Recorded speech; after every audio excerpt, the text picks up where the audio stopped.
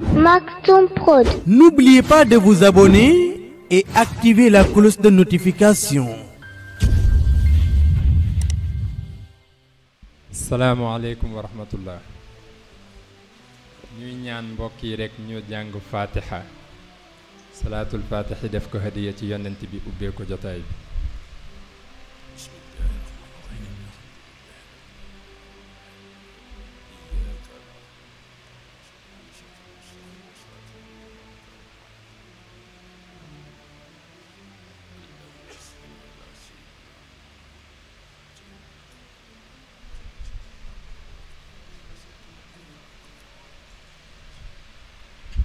bismillahi rahmani rahim wasalaatu wasalaamu ala ashrafil mursalin sayidina muhammadin wa ala alihi wa sahabatihi ajmain. ginnaaw bi ñu sante yàlla julli ci yonent bi ñi ngi nuyu ñépp di leen ziyaar di ci jiital as seyd Mouhamadul Moustapha Sy bi nga xam ni moo sos Université du Ramadan di ko ndokkeel ci koor gi di beral nuyoo suñu wéyjur yi nga xam ni ñooy taaral jotaay bi di nuyu nag ñépp ñi nga xam ni ñoo ñuy suivre fii ci Yoff ak à travers les régions du Sénégal et à travers l'extérieur. mu mel ni ci cadre Université du Ramadan 15e édition bi ku ne xam na ni comité scientifique dafa am benn tradition intellectuelle mooy lu ci ne daf koy jox ñi ko man tey nag ñuy waxtaanee li ñuy tuddee la presse un quatrième pouvoir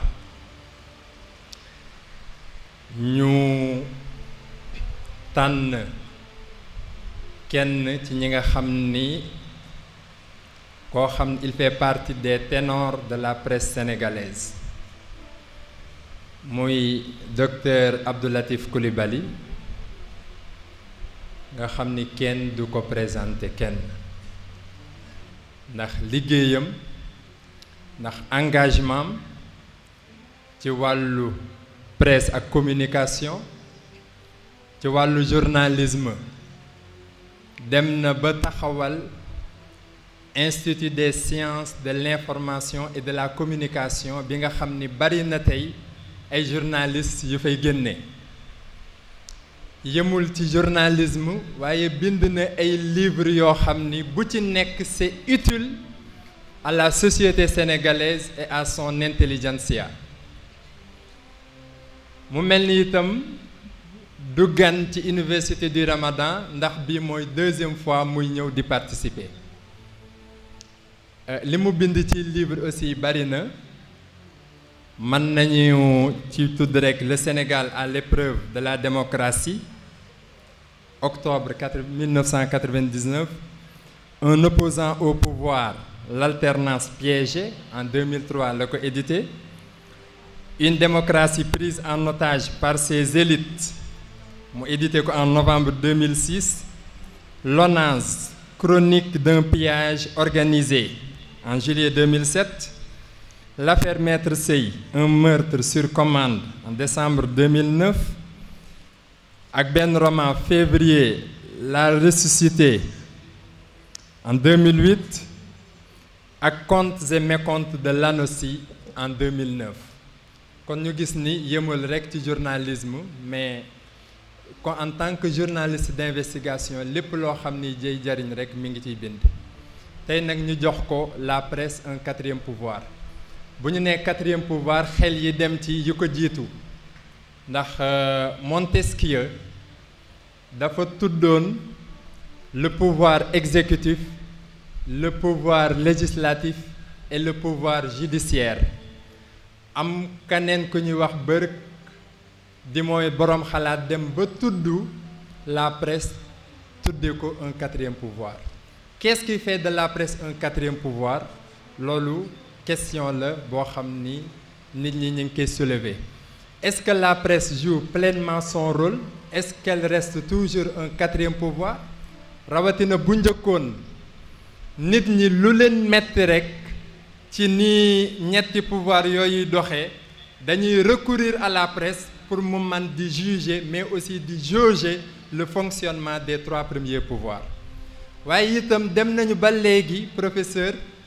bu njëkkoon lu ñu wax ñu ne est-ce que rajo ko wax ñu ni waaw ñu ni dëgg la bu njëkkoon lu presse bind ñu ni dëgg la mais léegi dafa mel ni boo nee rajo bi wax na ko walla presse bi wax na ko sax nit ñi dañ koy jël avec des xam nu ñu koy waxeeti dañ ciy am ay réserves c'est comme si dañuy commencer di xaw a diaboliser di koy xaw a soofantal tellement aussi rumeur yeeg information bi ni ñu koy dénaturer yooyu yëpp dafay wàññi crédibilité presse bi loolu moo tax comité scientifique c'est pas la première fois mu poser lii parce que yàgg na créer un espace de rencontre entre les journalistes que vous êtes ak ñi nga xam ni dañ leen daan déglu à travers les ondes di leen lire à travers les plumes donc c'est en quelque sorte ce rôle d'ombudsman que le comité scientifique et le Dahiratoul Moustarchidine a voulu jouer ñuy bàyyi rek ak professeur mu ñëw ci cours magistralam bu ñu paree incha allah kéemtalaayu 45 minutes dinañ ubbi débat bi nga xam mooy doon deuxième partie conférence bi donc professeur à vous la parole.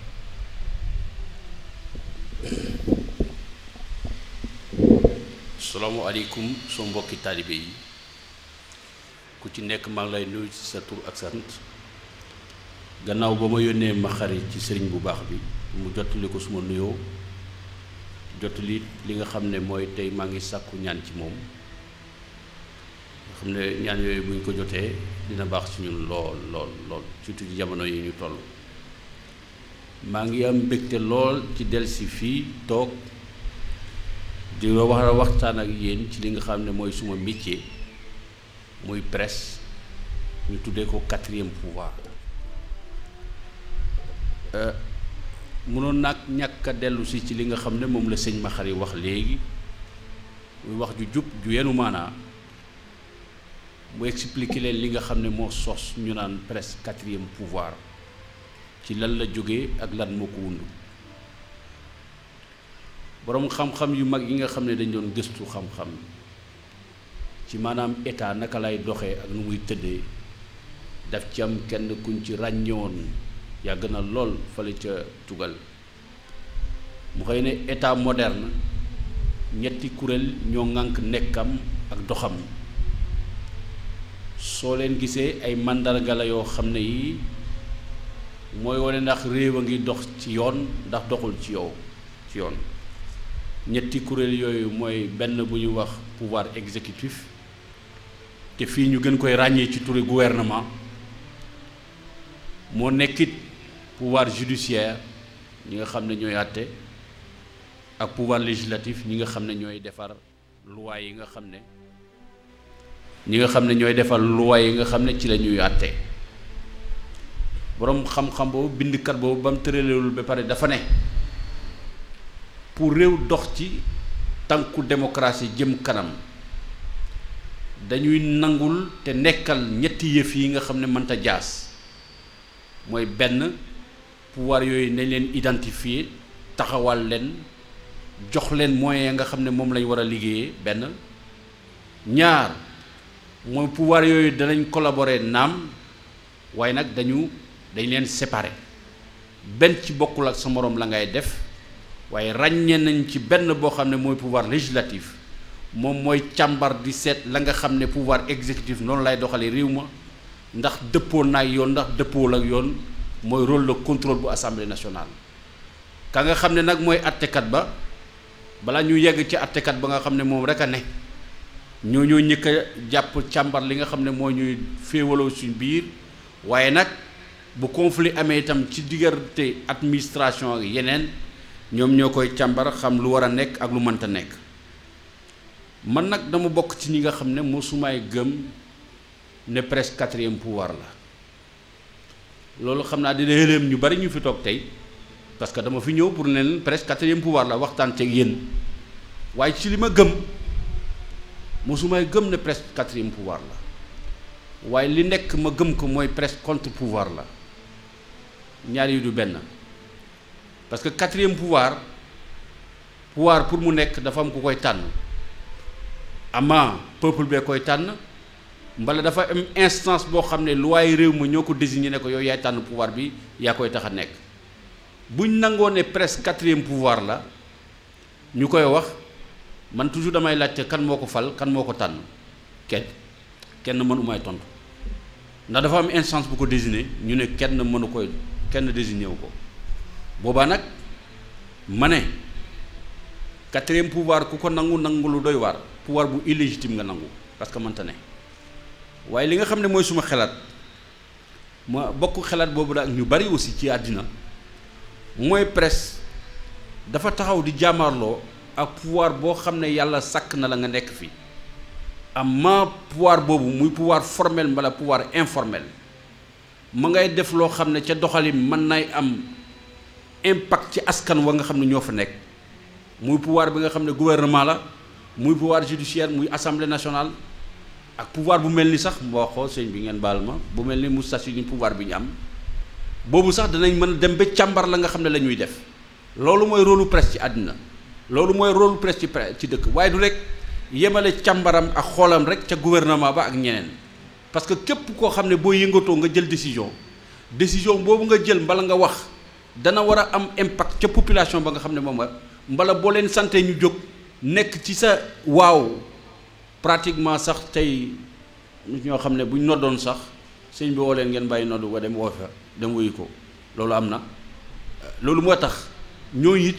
génnuñ ci superi presse bu ñu waxante dëgg suñ biir da ngeen gis tey ca fale Pape bi xëy rek nga gis journaux yi attaqué bu métti ñu naan loolu lan la noonu nangam ak nangam ci démocratie occidentale ak ci conception démocratie presse pouvoir am dem na ba ci loolu pour càmbar na nga xam ne la mbir ma di doxee ku koy doxal ak ku koy amal ndax moom mu nga ca yoon la muy def dëppoo na yoon da dëppoo la yoon loolu bu amee ba pare ñu nangu loolu terewul nag mun nañu waxtaan ak yéen li nga xam ne moo indi tey nit ñi naan presque 4e pouvoir la ci ñeenti ponk laa koy lay tënk waxtaan wi benn mooy fondement même notion presque 4e pouvoir ñaar mooy loolu nga xam ne nekkoon na ñëpp nangu ko mooy li ma xaar yi wax léegi presque 4e pouvoir lu tax ñu def am ay jéego ci àddina tey ba nga xam ne am na ñoo xam ne dañ koy ñoñantal nangootuñ ne presque 4e pouvoir la waaye pouvoir boo xam ne dafa booloo lëkkaloog ak ñi nga xam ne ñoo am doole bokk ci ñi nga xam ne ñooy noot tey askan wi waxatuñ askan wi dëgg loolu am na ñu koy wax tey te mënuñ ko dindi am na lu ci am yéen ci seen bopp da ngeen xëy ubbi journal mbala ngeen seetaan télévision bi ñu naan leen par exemple tey voilà mbala nga naa jël beneen réew sax mu gën a yomb nga dem Côte d'Ivoire man mos naa dem Côte d'Ivoire nekk suma hôtel di xool mu amoon benn conférence boo xam ne dafa amoon Lomé ba fekk dama fa def escale ji mu Lomé ba ma ubbee télévision bi ci guddi gi journaliste ba doon wax nee na Bédié booba Bédié fa nekk moom la ñëpp toppoon chef d'état yëpp dañ defoon ndiiraan ci wetam ku nekk bëggoon na koy gis ku nekk bëggoon na koy laal waxam moom jël xalaatam conférence ba yëpp Bédié ko def ma wàcc Lomé ca guddi ga journaliste togolais ba itam nee na conférence ba yëpp Ayadema ko def kenn demul ci kenn Ayadema rek a fa nekkoon ñëpp Ayadema la ñu wax ma ne am na ñaar ñi ko ci waxul dëgg parce que ñoom ñëpp mënuñ ñoom benn qualité bi loolu amul dëgg mooy da nga gis ci télé ñu wax la loo xam ne lii boo ko dégloo am xel tuuti boo xoolee xam nga ne la ñu wax du dëgg dañ naa wax ne kenn ki moo ëpp xam-xam ci àdduna moo man ñëpp moo xam lépp moo def lépp booba juddagul kenn deful dara loolu mënta nekk dëgg parce que ñu nekkoon nañ fi boobu li amagul kon mën nañ xam lu janu maanaa ak lu xenu maanaa teg ci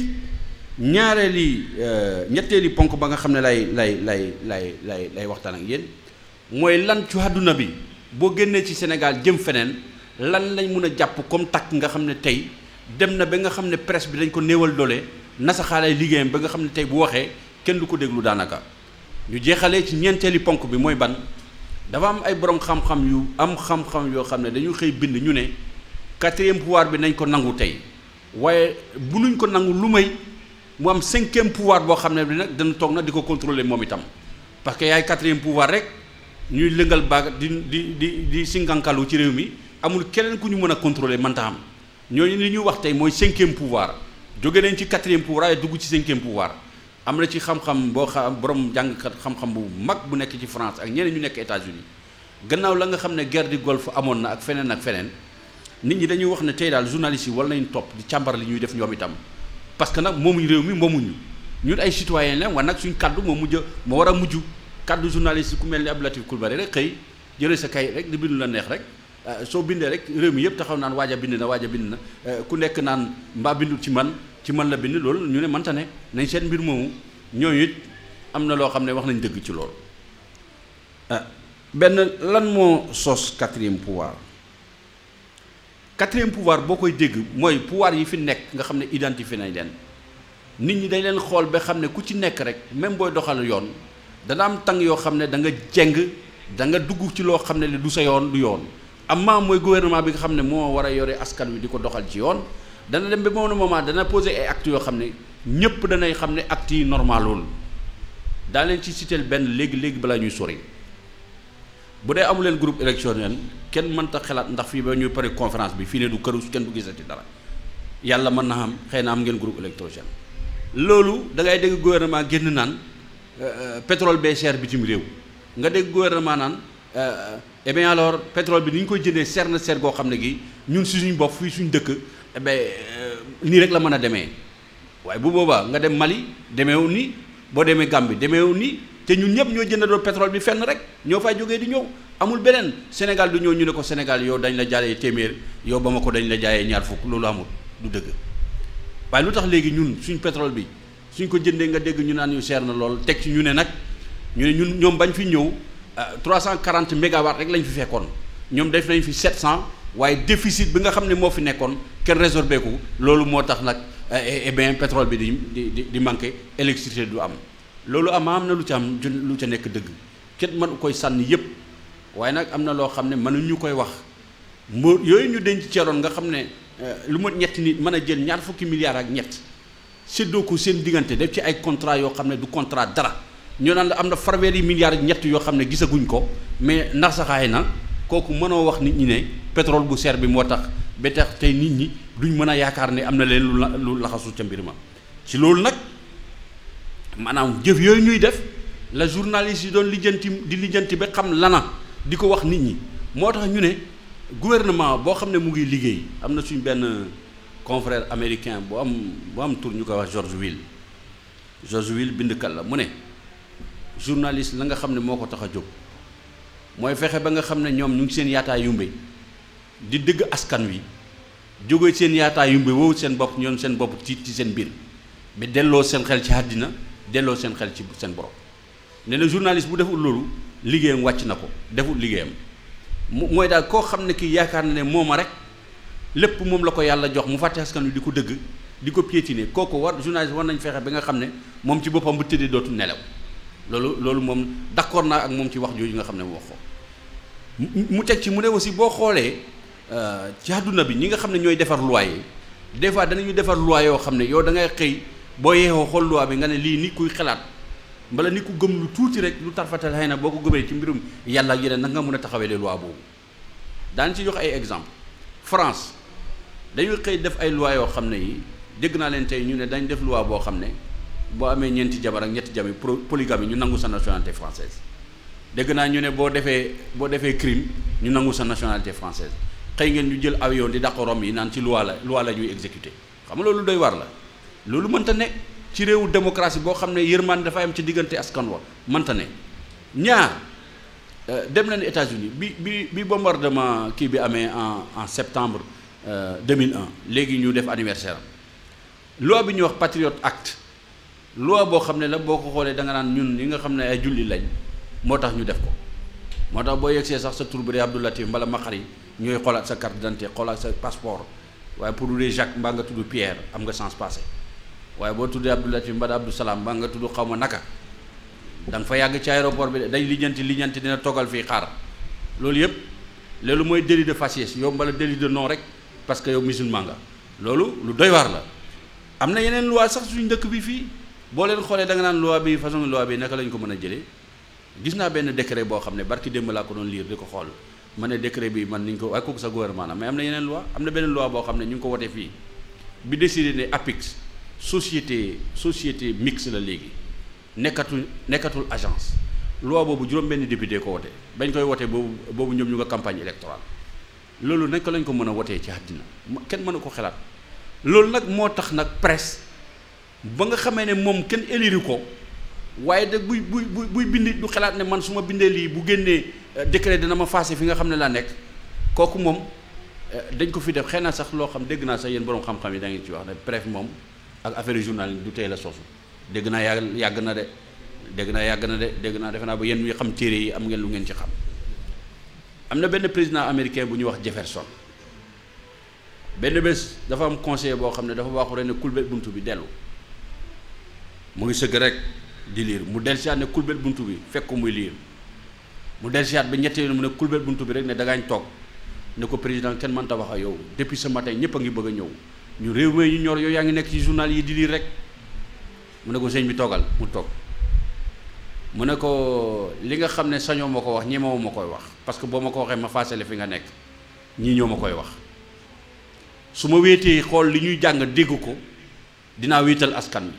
bu ma leen jàngul nag topp lu leen neex rek yéen li ngeen bëgg ma dégg rek ngeen may wax loolu moo tax ñii su may conseiller lañ bàyyil ma jàng leen balaa ngeen naa ñëw ci yéen kooku wute naa président bi nga xam ne bu xëyee suba teel day li ñetti presse bi xool ku ko ci wax lu ko ci naqari mu seet nu mu la toroxale wala nu mu la yóbboo dig bàyyil ma war bàyyi turi dig may wax beneen dig dafa am fu mu bokk naay wax beneen bu Mali nu mu tudd sax nu mu tudd bu Mali moo gën bi déggante fii suba ñu olofa it kenn dafa doon xam donc kooku président boobu bokkul ak yenn président yu bari Afrique dama mën ne damuy lire presse bi nga gis ñuy dal di mer bay furtu naan kii ban journaliste la kan moo bind lii boo ko deful nga dégg mu de diw kaay demal seetal ma Latif Coulibaly boo ma ko bokkalee lii dina noppi nañ defoon ca ka nga xam ne dafa def mission bay dem rek ñu woo ko rek jox ko sëñ bi woo ko rek jox ko ay million mu noppi million boo xam ne askan wee ko moom nga jël rek ne aywa jëlal Latif noppi mu noppi am na fi wax dëgg yàlla am na fi alors ci loolu nag bi mu xamee ba nga xam ne ñëpp ne nañ presse bi ay la yowén ñii nag ñooy ñi nga xam ne ñoo ñu fu mën a nekkal di fexe ñi nga xam ne ñoo war a jiite réew mi di ko doxal ci na mu waree ak ñeneen ñi nga xam ne lépp lu ñu def mu am impact ci suñu dund ñi nag presse bi ñoom daal war nañ leen yëkkati teg leen place boo xam ne sax mooy place bi ñuy wax quatrième pouvoir ca loolu nag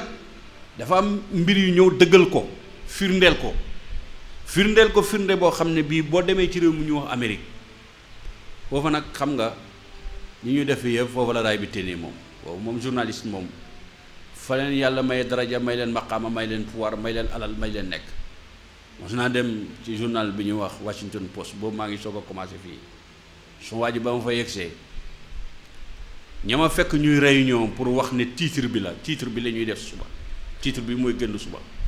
mën nañ ñaar fukk ak juróom ñaay réunion rek pour wax ne titre bi ñaar fukk ak juróom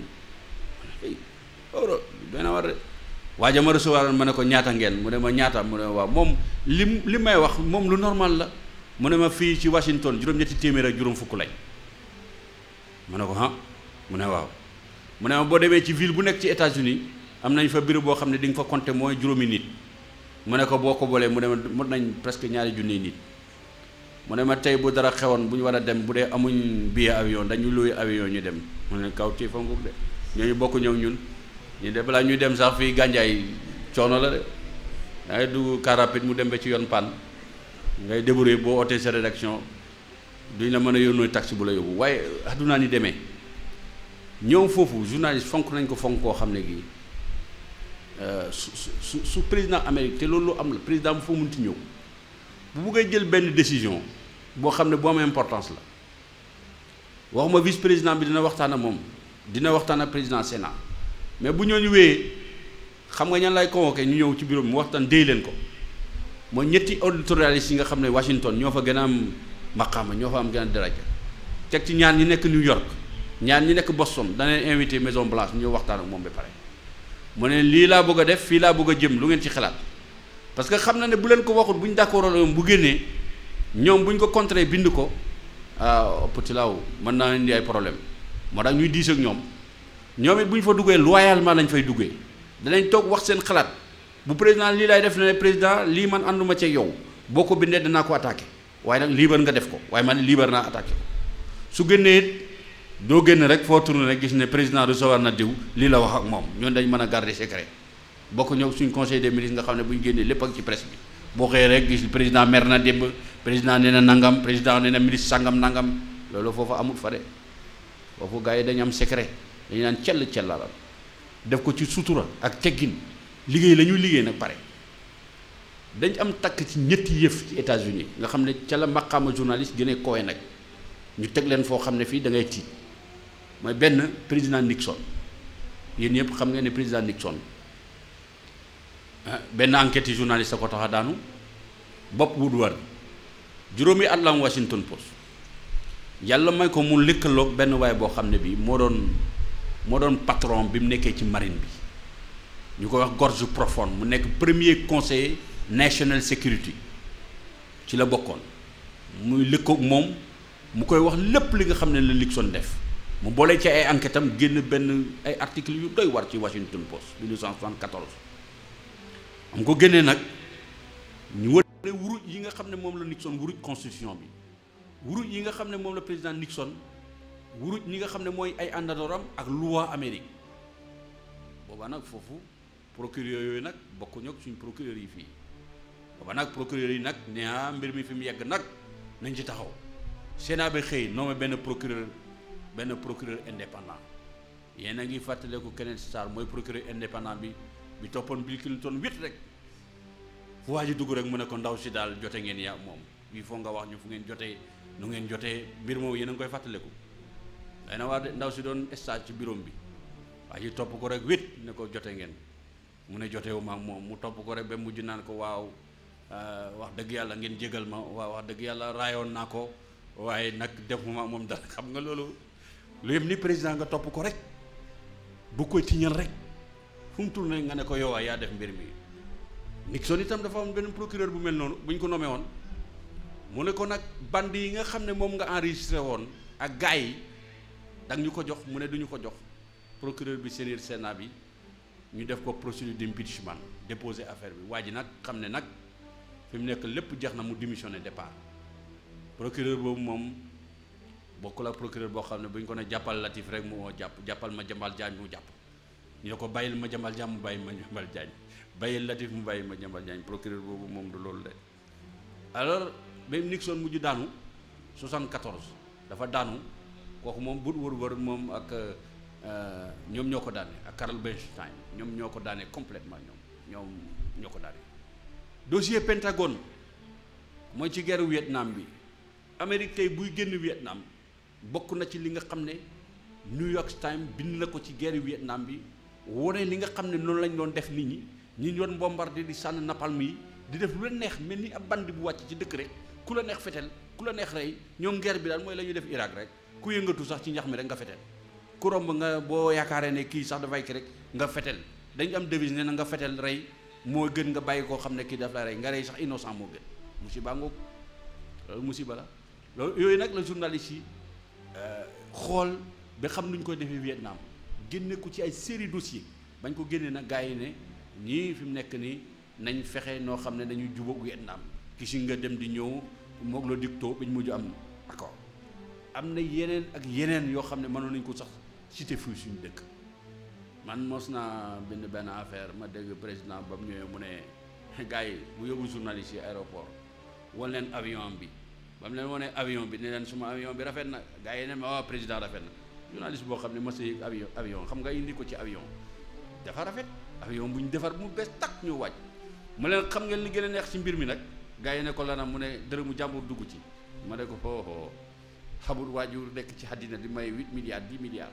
yàlla sàkkagut kooku surtout tubaab yi la tubaab du may xaalis waxantuma 8 milliards arab yi danañ maye waaye defe ma ñu maye 8 milliards arab yi dañu maye de waaye defe ma ñuy maye loolu de man ba mu ko waxee laa ne mbir mi jàn laxasu na ci kii boo ko xoolee bu suree rek da nga fa gis loo xam ne du neex a wax laa bu da tardewul ba ma li ñetti rek laa gis ne affaire bi non seulement fanweeri milliards ak ñaar dugg na ci waaye daanaka ñoom fukki milliards ak benn rek lañ def ci avion bi ngeen ne fu ñaar fukki yeeg nangam fuñ dugg gars yi kooku kenn ñemoo koy wax fii ci ndaje bi xanaa ñu wax ko fii bu xëyee sëñ Moustapha dimbale ñu ci gars yi xanaa loolu de nga wax ko de maa ngi wax de neen sëñ beeg ak sëñ bu mag ba ca kaw nga leen maa ngi wax de suñ ma woowee daa leen woo de ngeen utal ma numéro téléphone yi noonu la di alors société démocratique yi noonu la ñuy doxee presse bi moom mu ngi ci suñu wet tey da ngeen gis xam nga fii tam nga dégg gars yi nga dégg ñu ne presse bi ñu porté plainte wala nga dégg ku naqarlu mbir koo xam ne dana dem ba nga xam ne daal vraiment presse bi itam nag duy def toujours loo xam ne nit mën na koy nangu nañu waxante dëgg la daañu juum am na suñu juum daañu juum ci ñetti anam ñàkk a xam daañu juum parce que dañ leen juumloo daañu juum parce que dañ bëgg a juum parce que dafa am lu nekk ca gannaaw loolu it dafa am xam nga réew mos naa dégg benn góor gu baax mu ne ma te ñaari Touré daf ko mos a wax mu ne ko gis nga réew sëñ bi mu ne mu ngi mel ni drapeau ba ca ne seng réew ak askan wa noonu la mel mu ne gis nga drapeau ba la ca ko bu bënee bët boo ñëwee ci suuf taxandeer ba day bët taxandeer bi mooy ñun bu bëttee rek boo ñëwee ci gaa yi dafay bët njiit li moom bu dee nii rek gaa yi itam ne nii rek parce que njiit fu mu jëm rek nga foog ne foofaa gën fa nga koy topp rek dama lay wax nag loolu it lu ñu mu jara sóorale ci affaire la bu ñu jël xeer di sànni journaliste yi nañ xool aussi lu tax ñu leen ay sànni parce que man Abdou Latif mii ma xëy tey nga yónnee ma ab ministre ne ma dama nga seetal ma Latif weeru kor bi fi mu nekk nii mbir mi doy na waar joxal ma ko 50 millions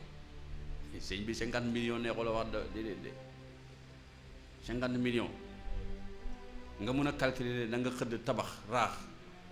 dem jox waa Sokone jox waa Jagle ñëpp ñu sant la gërëm la c'est boo ñemee yàlla sax jëndal nit bii Makka mu dem boo ñemee yàlla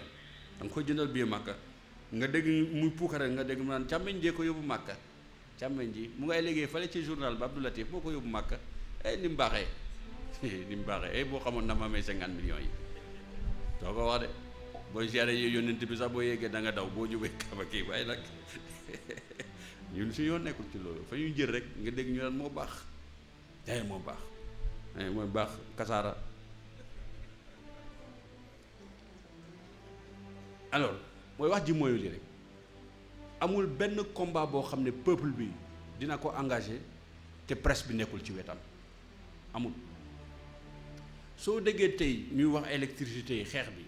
askan wu jóg nga dégg mu nga RFM mbala Sud FM xeex bi sax danañ dem ba yaakaar ne xeex bi journaliste yi ko war a xeex délégué leen ko ak luñ ngàññi journaliste tey bu journaliste yi boycotté woon seen cérémonie ramadan bi rek ngeen dégg nga naan gars yi daal sérieux wuñ ak lu ngeen leen ngàññi nag xam nga sëñ ma xari attaqué nañu tuuti ba débat bi waaye bu gars yi ñëw rek d'ailleurs bi may yegg si ne na ma am na sax journaliste yu fi nekk mooy li nga xam ne mënta jaas mënta ñàkk il faut ñu demlante nekkalante lu war a nel loolu mooy li nga xam ne la askan wi soxla loolu ba tey boo koy mandarga 4e pouvoir la parce que 4e pouvoir bi dem na bi nga xam ne man lu ma fi indi du xam-xam li ma xari wax dema rek su ma làmmiñ wu neex rek nekk ci rajo beeg journal bi bind rek li jël 8 waaye gaa yi fi nekk rek gaa yi ne indi leen ko waxkat bi loolu dem na ba ci foofu damay wax suma guree man leen ñaari yëf dafa am bu ngeen a def métier bi su ngeen bindee benn article ngeen jot ñeenti kul téléphone ci bëccëg bi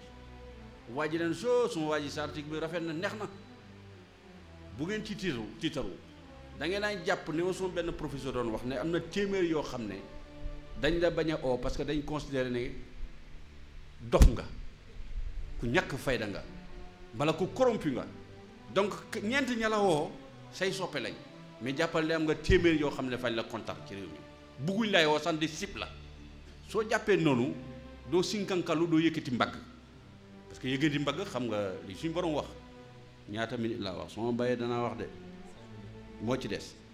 léegi nag presse bi dafa am lu ko gàllankoor ci liggéeyam bu ngeen demee ci réew yu mag yi maanaam àdduna bi ñetti nit a koy dox ñetti yëf a koy doxal ci àddina xam nga ñan la banque mondiale OMC FMI ak conglomérat économique yi nga xam ne ñoo jàpp lépp ngànk leen. conglomérat économique yooyu ñoo dajee Davos at mu jot waxtaan ci seen biir tënk ni nga xam ne moom la àddina bi doxee yépp jënd nañ li nga xam ne mooy média fu mu nekk ci àddina boo demee ci média yi foofu France li nga xam ne mooy presse écrite yépp ak li télévision ñeenti nit a ko moom Arnaud Lagardère Bolloré ak et cetera et cetera boo demee Amérique ñeenti télévision ya ma gën a mag ci àddina ñetti nit a ko moom li ñu xalaataay dox la ñuy waxaay dox suñ dëkk yeggaguñ foofu waaye mën nañ fay jëm parce que bu may tudd kenn waaye man ngeen a jàpp lu ma ñetti rajo ci dëkk bi benn nit a ko moom nga teg ca télévision ak juróomi journaux xam nga ñoo ñëpp ci benn waaw la ñuy dox nga demati feneen gis benn rajo ak ñaari journaux benn nit a ko moom loolu la ñuy wax concentration de la presse entre les mains d'un groupe d'individus particuliers et malheureusement souvent qui ont partie liée avec les pouvoirs installés c'est-à-dire du ñu wax lu ndaxari pouvoir mbala suñ ko waxee rek ci gannaaw la ñuy dem nag nga dégg ñu ne président recevoir na ma démb bu ñu génnee duñu wax kenn la ñu wax président loolu muy fii ak feneen la ñalee muy nekk fale ca France naa wax ñooñu moo gën a yomb lu tax ngeen gis Sarkozy bañ ko élire rek ña nga xamoon ne Fouquet lañ doon añee reeree ak moom tabal boo dem benn directeur de presse fa tabal boo dem ca suba ga la ko waa ji invité Bolloré yóbbu ko ci benn île jox ko benn bateau yóot ba mu ñëwee lu mu njëkk a def France 2 bi nga xam ne daf doon def publicité dañ ko ne sa mbir ci publicité dañ koy wàññi pour lan pour jox buy ak ñeneen ñi publicité ba nga xam ne la France 2 doon lu waaye mu koy jël di ko wotee loolu moo tax ñu ne face à la mondialisation le quatrième pouvoir s'est aplati est devenu un pouvoir allié aux trois autres pouvoirs et qui d'ailleurs n'ont aucune responsabilité particulière, ne gèrent même pas les pays, mais délèguent la gestion du pays à des conglomérats économiques qui déterminent la marche de l'État et déterminent fondamentalement toutes les activités économiques et sociales d'un pays. Voilà. Face à ça, que faire? ay jàngkat ñu ne citoyen yéen ñii nag da ngeen mën a seetaan trop di su ngeen demee seen salon yi kaas rek bu ngeen wàccee ne jabar gis seen jabar gis nga li fi xewatee mbala madame ñu wax la ko rek ngeen kaas ñu génn ci jeex na duñ def dara surtout suñu citoyen yi ñun citoyen Sénégal moom lu ñu teg ñu tegoo ko lu ñu teg rek ñu tegoo ko kuy def da ngay def ngir yàlla ak yonent ba nga def ngir Sénégal waaye sénégalais nag dana jafe nga xeexal ko parce que ñoom seen xeex dañuy xaar dañ koy délégué ma xari bu ma xari xeexul rek xeex du am man damay xeex rek nga dégg benn waaye yéen presse bi nag ma leen hey yéen citoyens yi nag fu ngeen ne yéen a ñu ëpp ñun motuñ ñetti téeméer yéen fukki million nga benn ngeen seen xeex moo gën a war a mën a takku suñu bos waaye fa ngeen tëdd nelaw rek ba xërën suñu yeewoo gars yi daal bu ñu amee dépense rek ba joxe dépense kër ga rek ba mbir mi kii rek li ci def seen yoon nekku ci ku ci nekk day débrouiller sa bopp dégg naa sax booy wax des fois gars yi ne yow suma ji li ngay wax amul njëriñ ñii li ñuy def ñu ngi koy def yow da ngay sonn bala nga dégg kenn ñoo ne la son yow daal bëggoo dara yow boo bëggoon dara tey xam nga ne sa affaire dox na affaire dox na rek waaye du dégg mukk affaire dox na yaa ngi liggéey Sénégal rek laa dégg profession ñu nga dégg waaye ñu ne dafay def coup waa ji loolu mooy liggéeyam def coup du jàngalekat du béykat du maçon du dara liggéeyam daal mooy def coup yoo tax Sénélec nekk ni mu nekk Sénélec ci ñi ko daanee waa ji ko daanee 1998 dañ doon jaay këram yi bind naa ko ci journal bi barki dem loolu moom bind naa ko déjà bu ñu ma jël si itam loolu passé na moom bay naa wax naa ko ba pare yóbbu nañ ko ñetti yoon dik 2003 99 chèque sans provision xam nga ñooy ba leen gisee nee naan kaa ñu liggéey kooku liggéeyuloo bukki kenn du ko dénk sel dañ ko déggee dégg naa dafa jooy xam na fu mu jëmee sel yi bukki loo jooy xam ngeen histoire bi mooy tey wax ji neex na loolu waaye nañ ko arrêté may gars yi ci kàddu gi jaa ngeen jëf.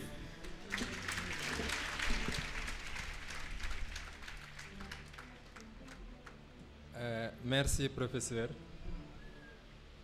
bu njëkkoon professeur moo daan arrêté étudiant waaye tey étudiant bi arrêté professeur. seulement ñuy def rek benn précision di la remercier vraiment ci li nga jot indi. le temps que liste bi ñëw ñu am benn précision rek bu ñuy bàyyiloo xel nit ñi léegi bi muy yegg si maa ngi naan ko professeur est-ce que fàttaliku nga kañ nga fi mujj mu ni ma y a 5 ans de cela pour won nit ñi ni comité scientifique xaarul ba monsieur Coulibaly wax ci ay livres yu mujj ak yooyu wala actualité bi taxul ñu invité ko mais dañ ko invité en tant que boroom xam-xam boo xam ni bu ñuy wax presse ci Sénégal bu ñuy lim les ténors de la presse mooy li ma commencé ñi nga xam ni yàlla may na leen non seulement journaliste la mais mi ngi former ay journalistes docteur la en communication fii ku ñu fi invité rek ci sa xam-xam lañ la invité mais invité wuñ la ci couleur politique invité wuñ ko aussi ci opposant la preuve xamuñu sax parti bu mu bokk. voilà. waaw nee na sénégalais parti am loolu rek lañ doon bàyyiloo xel nit ñi. parce que itam dañu ma bu weex donc waaw dañuy xëy soo ñu naa gis ngeen Moustarchidine Latif sax la ñu invité actualité taxul ñu invité ko mais dañ ko invité en tant que borom xam-xam kon am nañ fi liste 5 intervenants ñuy ñaan suñu mbokk Mamadou Thiam bu ñu paree Dame Nguer mu jege si.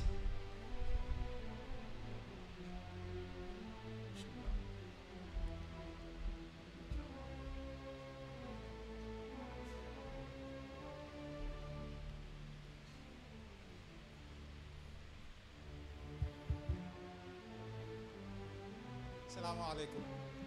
waaleykum salaam. ngi nuyoo di ziyaara di rafetlu waxtaan bi nga xam ne mbokk bi def na ko xam naa ñun am nañu ay quelques questions benn bi ci jiitu mooy xëy na moom ci tàmbaleem wax na ni gëmul ne presse c'est un 4e pouvoir wante expliqué na 4e pouvoir bi fan la jóge te bi mu ko expliqué li ñu ci comprendre ñun mooy presse fi mu am 4e pouvoir fi mu nekkee 4e pouvoir mooy dëkk yi nga xam ne opinion publique dafa am doole te Sénégal opinion publique bi amu fi doole moom wax na ko léegi révolution de salon la ñuy def rek ah Abdou Atif li mu def moom wala li mu wax Moustarchidine kër toog seen kër tàllal seen tànk naan seen ataaya révolution de salon ma koy laaj nag est-ce que yaakaar na ne Sénégal war na mun presse bi war na fi mun a nekk un 4e pouvoir loolu mooy laaj bi njëkk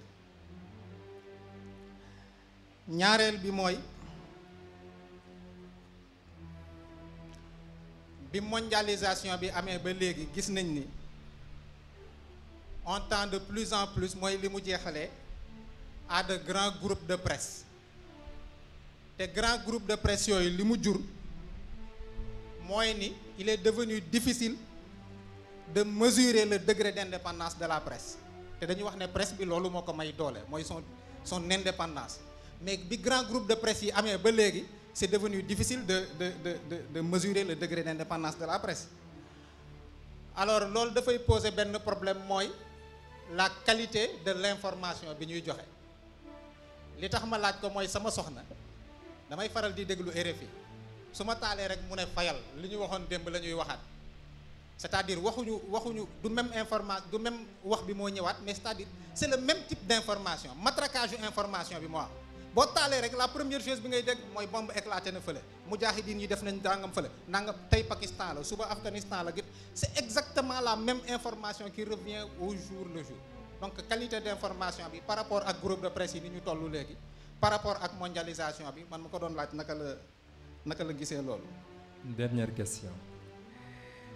dernière question bi mooy ban opinion la am moom sur la presse sénégalaise d'aujourd'hui. li tax ma koy laaj loolu mooy ñu bëri dañ jàpp ne léegi presse bi amatul qualité, c'est-à-dire paperasserie rek la ñuy def. bu dee ci wax bi aussi c'est pareil, da ngay déglu wax ji mais du am benn maanaa. alors que il y a un temps pas très longtemps de ça, par exemple si événement wu Moustarchidine yi ay Mame Ola Faye ay yeneen journalistes yi fi nekkoon dañuy relater li fi xew rek jox nit ñi information bi c'est tout, amul commentaire. mais léegi ce sont les journalistes qui commentent. donc ma ko doon laaj moom tey opinion bu mu am sur la presse sénégalaise d'aujourd'hui. ngeen baal ñu am salaam. waaw ñuy bàyyi loo xel intervenant itam ñuy bañ a citer di bañ di tudd ay organes comme ni mu ko waxee léegi voilà kon ñu wax suñu mbokk Dame Nguer mu ñëw dañu bañ di citer ay turi organes. asalaamaaleykum wa rahmatullah, ñu ngi remercier conférence bi ak mbokk bi ko président. xam naa ni dañoo amoon ay questions. benn bi am na lu mu ci junj ci lu ñuy wax ci 4e pouvoir moom nee na moom lu mu d'accord mooy contre pouvoir ñenn ñi nee nañu na presse bi nekk régulatrice ak yooyu. léegi fa ma doon laaj bu fekkee ni ñun accepté nañu ne presse bi dafa nekk 4e pouvoir est-ce que duñu toog ba mu yàgg mu am benn groupe X ñëw revendiquer 5e pouvoir ñu toogaat ba mu yàgg am beneen groupe Y revendiquer 6e pouvoir ñi dem ba pouvoir yi di bëri fii ci dëkk bi. beneen bi dañoo remarqué ne ci dëkk yi bëri surtout yeneen continent yi dañu remarqué ni presse bi dafa nekk une presse vieille alors que fii boo xoolee Sénégal presse bi dafa nekk presse jeune. boo xoolee léegi journalistes yi ñu ci ëpp ay ndaw nañ may laaj lan mooy justifier rajeunissement presse bi. beneen bi mooy wax nañu presse un 4e pouvoir léegi may laaj bu fekkee ne accepté nañu 4e pouvoir boobu. ci ban base nañuy basé wu pour mën ko accepter est-ce que day nekk légitimité donc presse bi bu fekkee nekk nañu 4e pouvoir est-ce que dañoo am légitimité divine ou bien dañoo am légalité constitutionnelle ou bien dañoo am volonté publique. parce que léeg-léeg boo xoolee da ngay dégg ñu journaliste bi ku aay la parce que public bi ñëw ne ku aay la wala journaliste bi xamul dara parce que nit ñi ñëw xamul dara est-ce que volonté publique war a légitimité bi la war a légalité bi. beneen bi may daanelee yàlla wax na ci Alxuraan yaa ayyuhallazina aamanu izaa jaakum faasiqun bi naba'in fatabayyanu an tusiibu qawman bi jahalatin fatusbihu alaa maa fa'altum naadimiin. donc nee na bu fekkee ne information ñëw na ci jamono Yonent sallallahu alayhi wasallam la information bu ñëwee na ngeen tëju seen salle de rédaction boo leen tëjee ngeen xool information war na génn war a warul génn waaye léeg-léeg da ngay jot information nga ne est-ce que ñii journalistes yi nekk ci organe boobu yëpp yëg nañu information war a yëguñu ko. parce que li ñu remarqué mooy presse bi ñu ci ëpp dañuy désinformer ñii dañuy saboter. ñii dañuy manipuler ñii dañuy dem sax ba ñuy nekk di xuloo ak ñenn ñi parce que léegi nga lire article nga jàpp ni kii day nekk di tontal kële te yow peut-être moom am na plimam boo ko waxee dara ëllëg si mu wax la leneen. donc yooyu tamit bëggoon naa journaliste surtout aaye bi bu ñu ko mën a def seen devise ak yooyu ngeen jéggoon ni wasalaamaaleykum wa rahmatullah. jërëjëf Oustaz Dame Nguer soxna Naasi ñaan mu ñëw ñu ñaan soxna Alimati Koli mu waaj.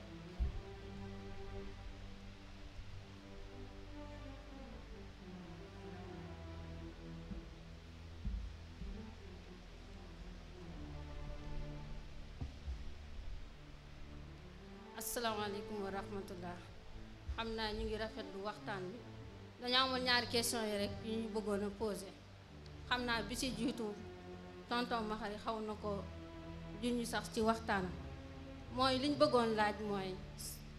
dañuy wax presse bi dafa indépendante donc ça veut dire qu'elle est neutre te ñun dañoo constater ne que il paraît que dañoo diviser wu parce que il y a la presse d'État la presse privée. léegi su fekkee ne dañoo diviser est-ce que dinañ mën a def correctement son travail beneen question bi mooy durant ce discours yëpp dama yëg ne dama constaté ne corruption bi dafa gangréné wu ci presse bi su fekkee ne nag corruption am na est-ce que pouvoir dina mën a def liggéeyam ni mu waree ñaari question yooyu laa am. jërëjëf soxna Niass Alimatu Koli bu paree Badara Fall mu waaj. c'est le dernier intervenant ñuy xamal nit ñi ni nag y avait 17 personnes inscrites waaye comme 23h la ñu war a lever séance bi te am na ñu ñibbi fi sori te ci nawet la ñu ne te suba itam cours jour ouvrable la moo tax rek ñu jël juróomi nit yi daal. mbokk yi asalaamaaleykum ñu ngi nuyu di ziar di ko teg ñoom mbokk yi et puis xam naa di nuyu di ziar suñu professeur suñu directeur di ko ñaanal yal na yàlla yokk leeru dënnam ko defee di rafetlu waxtaan bi xam naa ñun li ñu bëggoon wax yu bari mbokk yi jiitu indi nañ am na yuñ ci indi donc ñun ci fenn rek lañ ko doon laaj par exemple ci li nga xamante ne moom la tànn comme genre journalistique te mooy l'investigation man dama jàpp ni daf cee xaw a wéet tuuti ndax liggéey bu muy def dama jàpp ni fardul kifaaya la te moom moo ko def mais yóbbaale si ñëpp mais du moment que creuser na yenn te mooy xool li ci suuf ci yenn dossiers yu mu ibbi ci Sudatel ci Senelec kon est-ce que jaaduwuloon li tax ma ne ko dafa wéet ndax jaaduwuloon ay mbokki journaliste am tamit gën a xóotal yenn piste yi daal xëy na boobu lañ ko ndax sentiru na dafa wéet ci côté boobu ndax dafa nekk Sénégal lu xaw a jafe man damay wax ni boo ne sàccee ñu ëlbatikuun yow mi ne ëpp sàccee ñu yóbbu la ci banc des accusés xëy na moo tax ma naan maa ngi wax mais damay ragal suba ñu jël si ma donc est-ce que dëkk bu mel noonu dina jaadu ñu wax fi ni presse mën na nekk quatrième pouvoir wala benn contre pouvoir ndax soo waxee tuuti dafay faral di bëri ay contraintes daal beneen bi ci des i tamit mbokk mi wax na ko ci rajeunissement bi nga xamante ne moo am dans les rédactions ndax dama jàpp ni ku mën a nekk presse bi pour mu nekk quatrième pouvoir il faut que journaliste bi mu aguerri te mooy expérience bi dina si baax daal donc foofu tamit ñu koy ñaaxaat nit ñi parce que tamit pour mu mën a jouer rôle boobu il faut mu xam dëgg-dëgg impact bi nga xamante ne moom la mën a def sur le plan social comme ni ma ko waxee def comparaison ak presse bi nga xamante ne mooy bu États-Unis beneen bi ci des ñu gis ni xëy na danger bi nga xamante ne moom la presse actuelle bi am te mooy danger bi mooy presse à rago bi boo xoolee li ci ëpp presse d'information bu crédible dafay xaw a poser problème boo xoolee li ci ëpp li ñuy naan beneen presse te mooy presse people bi moo gën a bëri te mooy presse boo xamante ne xëy na ci wàllu sexe lay wax ay wàllu viol donc mu mel ni presse de sang daal kon naka la ñu mën a parce que bu nekkee loolu est-ce que mën nañu wax ne tamit rôle quatrième pouvoir wala contre pouvoir dana ko mën a jouer daal ba tax na xëy na ñun lu ñu bëggoon wax yëpp mbokk yi wax nañ ko mais surtout ci fragilisation aussi pouvoir bi li muy def ci biir presse bi ak aide de la presse bi est-ce que nekkul loo xamante ne tam da koy néewal doole daal du moment que soo xoolee les hommes politiques maintenant disposent d'organes moo xam journaux la moo xam rajo la daal xam naa ñun ci ay kàddu yu jaxasoo la li ñu doon jéggu lu wax ñu jéggul wasalaam. merci soxna Alimatou balaa Badara yéeg rek dañuy joxaat ñaari tur muy Babacar Fall bu ñu paree Lamine Diop préparé wu Babacar Fall bu ñu paree Lamine Diop préparé wu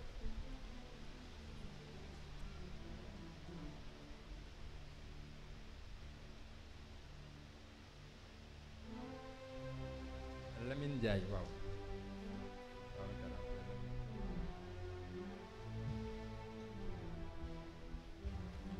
ok salaamaaleykum wa rahmatullah ñi ngi nuyoo di ziar di remercier bu baax directeur xam naa directeur ci thème bi buñ ci dellusiwaatee ak ni ñu ko libalee ñu wax presse un quatrième pouvoir tudd nga ko léegi nga ni vocation presse c'est pas pour mu am pouvoir wala déet mais bu nee un quatrième pouvoir dañuy supposer ni am na yeneen ñetti pouvoir tudd nga ko léegi muy pouvoir exécutif pouvoir législatif ak pouvoir judiciaire te yooyu pouvoir suñu constitution moom moo ko reconnaître professeur Demba Sy di constitutionnaliste jaar na fi wax ni constitution boo gis texte bi la esprit ak pratique ñun ci suñu pratique li ñu gis moom mooy que y a un pouvoir exécutif qui a sa majorité au parlement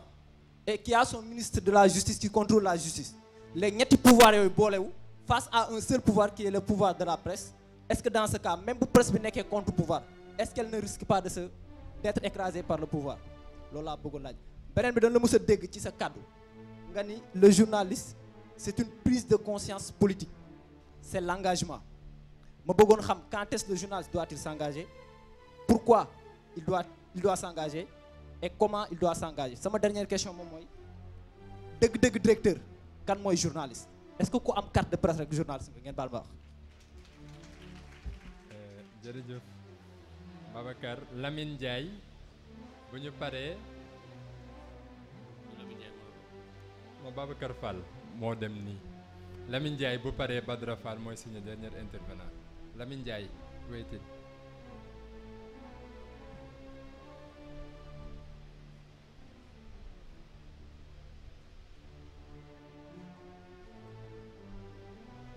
Lamine Ndiaye dafa sori wala dafa désisté kon ñu jox bokk bu dee Lamine Ndiaye dafa sori wala ñëwul ñu jox Badara suñu dernier intervenant. Badara.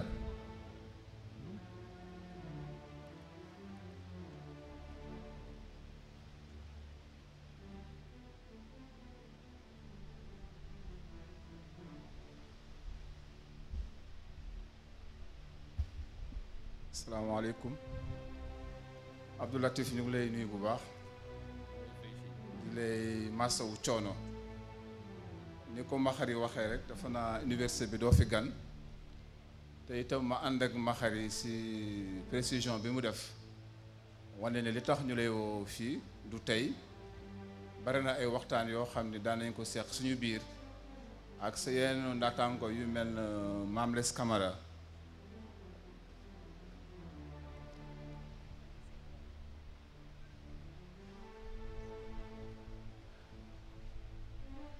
kon di ma la ko waxee am na ñu daan faral di seqal waxtaan fii dafa naa bi ñu commencé université ba léegi bu dul benn di ñaar di ñett yàgg nañu bokk ay jataay fii di ay waxtaan yoo xam ne dafay nekk njëriñ si nit ñi nekk njëriñ si daayira bi nekk suñu mbokk journaliste yi te yaakaar nañu ni daje yooyu nekk na sax li gën tax ñu yàgg collaborer si yenn waxtaan yi waaye collaborer si yenn thèmes yi kon nag jotaay tey bi du lu bees ñu ngi lay maasawu coono bu baax a baax xëy na si yi nga xam ne moom nañu dugg yàgg nañu bokk ay combat citoyen ñun ak yow yoo xam ne daan nañ ko seq si réew mi sëriñ bi aussi yàlla gën a nemmeeku li nga xam ne moom mooy sa liggéey te def naa li ma loo xam nga ko yàgg na xam aussi fi ngay toll si liggéey loolu aussi defe naa du bees man xëy na ñaari mbir laa la bëggoon laaj sa xalaat xam nga sëriñ bi dafa wax samedi mi ne baatu pouvoir dafa diis daal diis na diisaay boo xam ne nee na daanaka yéen nañ ko mën tuddee lu ñuy dénk nit la rek moo tax sax si waxtaan bi thème central bi ñu jël cercle du pouvoir moom mi ngi junj si waxtaan bi njëkk yi ne si cercle boobu mën nañ jàpp pouvoir économique homme d'état ak nitu yàlla yi ni loolu nag lu ñu dénkaane la mais pour mën a leeral rek ni baatu pouvoir du lu mën a nekk si benn nit mais lu ñuy joxe la lu ñuy dénkaane la si sa biir introduction nga wax bu am solo ma ànd si ak yow mooy même bu ñuy wax presque quatrième pouvoir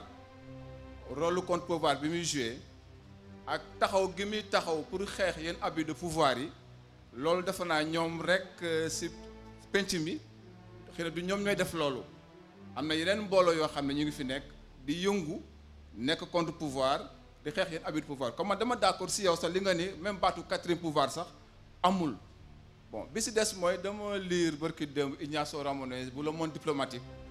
moom ni mu xalaatee ni li cinquième pouvoir bi si cadre mondialisation bi groupe yooyu ni ñu dajaloo ak même forum Davos bi ni ñu fay nekkee seen orientation moom lay OMC jël moom lay FMI jël moom lay Banque mondiale jël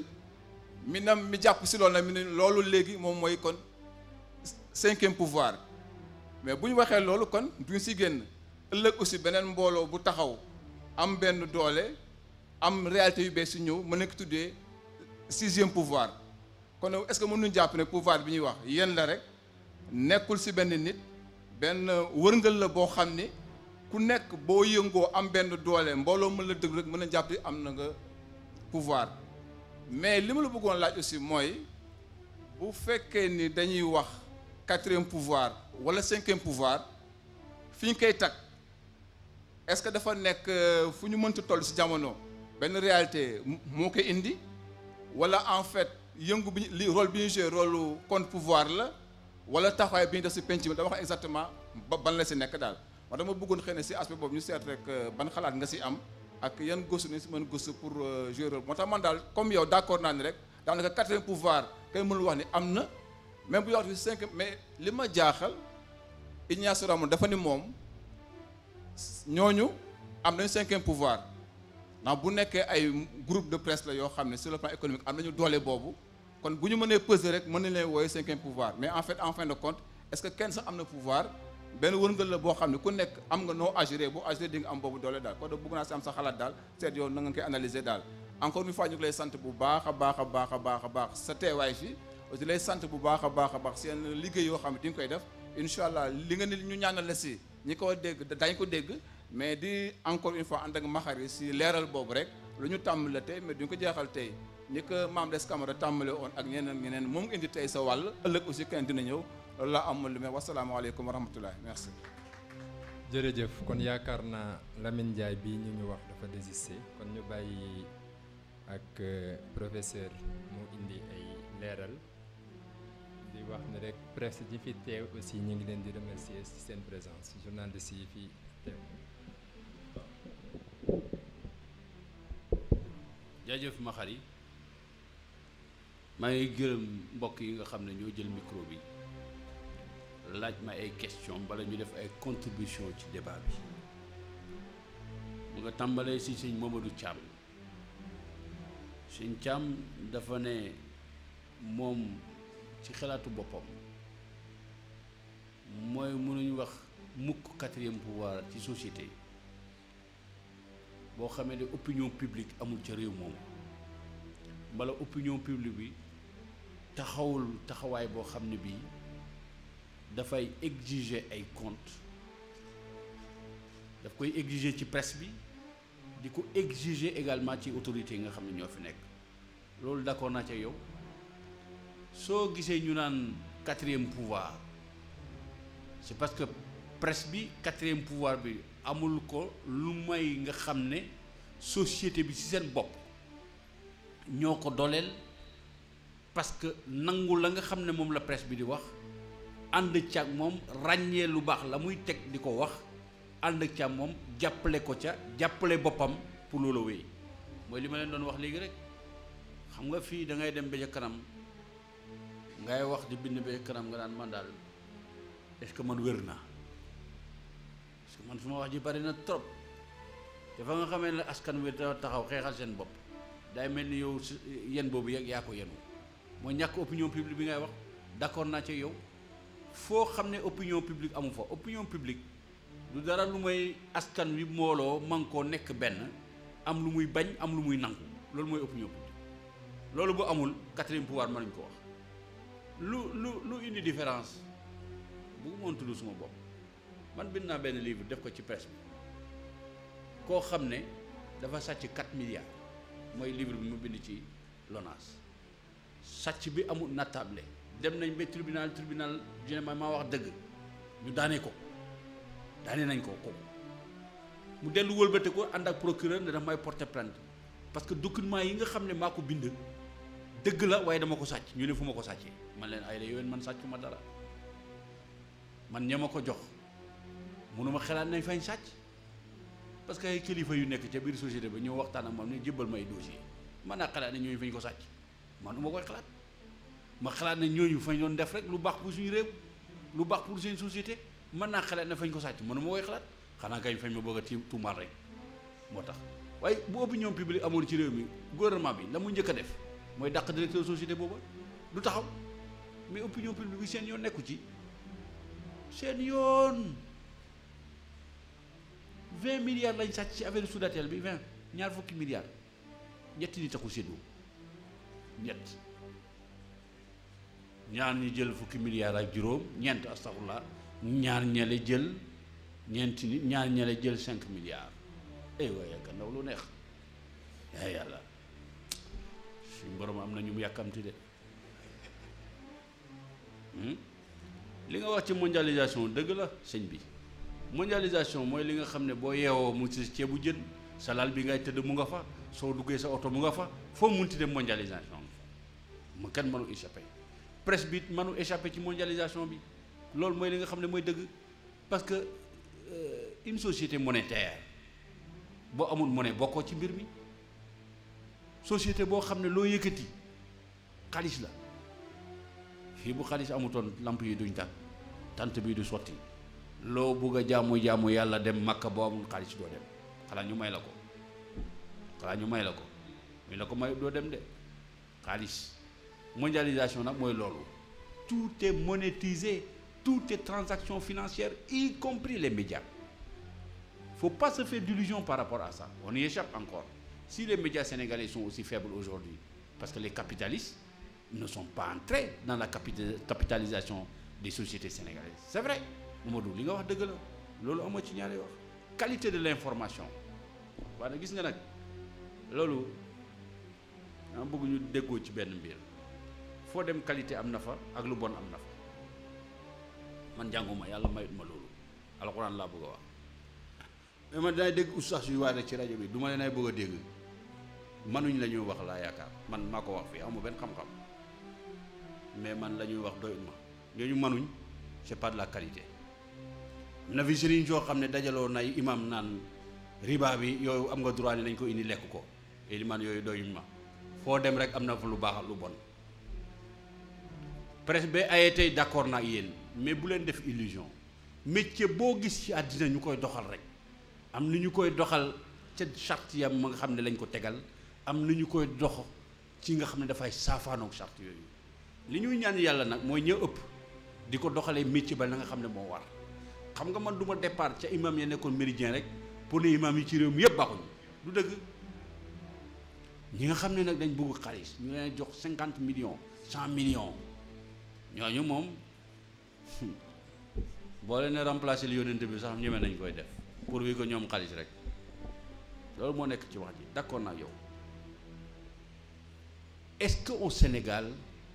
il y a une opinion publique capable d'aider la presse à faire face? Non, pas encore. Elle est embryonnaire, mais elle est réelle. Attention, vous là, votre regroupement là, c'est ça l'opinion publique, elle n'est pas ailleurs. Ce que vous refusez ou acceptez, c'est ça l'opinion publique. Qu'il y ait des groupements comme les vôtres, et encore, on verra. Donc, il est clair et certain que de l'état de l'opinion tel qu'il était il y a 10 ans n'est plus le même aujourd'hui en 2010. C'est différent. Qu'ils organisent des élections libres et transparentes. Vous verrez ce que je vous dis. C'est la même opinion publique qui a décidé du sort d'Abdou Diouf il y a 10 ans. C'est la même. C'est pas parce qu'elle ne réagit pas dans la rue qu'elle est totalement nulle. C'est pas vrai. Elle peut être violente dans sa rédaction même. Parce que là, on dort, on pense que rien n'arrivera au Sénégal. C'est pas vrai. Ce sont les Sénégalais qui ont égorgé les Mauritaniens en 1989 ici. Ce ne sont pas des Burkinabés qui sont arrivés pour les égorger. En dépit de tout ce que nous dit le Coran ou la Bible, nous avons pris des gens qu'on a égorgés et on est retourné dans les églises et les mosquées. Le Sénégalais est capable du pire comme du meilleur. Nguer, contre-pouvoir, 4e pouvoir, 5e pouvoir, 6e pouvoir. Maintenant, parce que à chaque période de l'histoire d'un peuple, il y a toujours des instances, des mécanismes qui aident à régler les problèmes qui se posent à ces sociétés. Et la société ne se pose que des questions dont il est capable de trouver des réponses. C'est clair. 4e pouvoir, il y a plus d'un siècle, on a parlé du 4e pouvoir. 5e pouvoir, on commence à en parler aujourd'hui. Sauf quand mon ami Badra, Ignacio Ramonet est plus circonspect par rapport à ce que vous dites. Ignacio Ramonet demande que les citoyens s'érigent eux-mêmes en un 5e pouvoir pour empêcher que les médias ne soient à la remorque d'un pouvoir économique tel qu'il est organisé à partir de la conférence de Davos. C'est ça l'idée de Ramonet. Et ce 5e pouvoir, c'est nous, c'est l'opinion publique qui refuse que Abdoulatif Coulibaly ou Mamles Camara ou quelqu'un d'autre, parce qu'ils sont journalistes, croient détenir un pouvoir de régenter la vie de tout le monde. Voilà ce qu'il y a par rapport à cette question-là. Ça me permet d'anticiper sur cette réponse. Nancy Niane. Est-ce qu'il y a une presse indépendante? Xam nga li nga xam ne mooy lu am solo man li ma gëm ma ni ko indépendant la ni ko indépendant la xam nga indépendance lu may bëgg ci dugg ci loolu mais bokk na ci indépendance nit ki na muy doxalee moom ci boppam dundam nam ko organiser képp koo gis ci àddina xam nga sax dafa am lu doy war lu wax nee na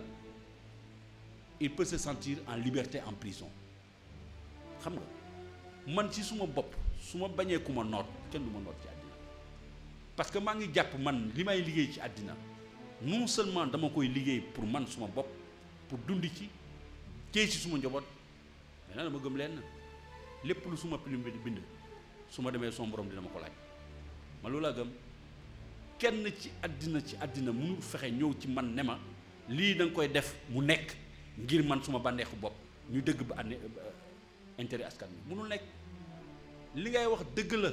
entreprise de presse yi mën nañ obéir à la volonté d'un homme d'un individu de groupe de presse mais il n'empêche qu'il y a des gens qui sont indépendants et qui travaillent de façon indépendante et en toute liberté gëw ma ne am na benn société boo xam ne boo bëggee libre doo libre gëw ma ko ku bugg am indépendance da nga ko am ku bugg sa liberté da nga ko am ku ko bañ nag parce que xaalis moo ko nangu ma ñàkk dignité moo ko nangu kooku dama ko nangu man damay wax suma journaliste yi bu gàmmu jotee mbala bu màggal jotee ma leen sëriñ yi nga ne fekki santuñ leen ngeen fen santul leen ngeen wax lu nekkul santuñ leen ngeen ñëw ne 4 millions ñoo fa nekk bu dee 1 million nga fa nekk su ngeen ko waxee fen ngeen def ngeen lu naqari yàlla ak yonent ba te pourtant mënoon nañ gëm ne ñàkk indépendance seulement ci pouvoir bi la mais boo gisee noonu rek nax sa bopp journaliste bu nekk taalibe bu sëriñ bi jógee nga daanu leer sa indépendance gisatuma ko dañu nangu wax boobu du pouvoir économie rek pouvoir yépp la te nag dañ nekk ci réew moo xam ne mii dafa bari ay chef religieux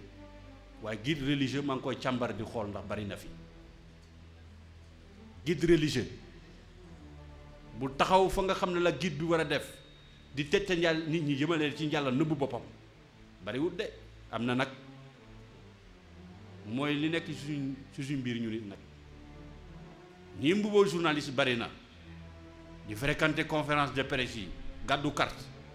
waaye ña ko ci nekk bariwul loolu dëgg la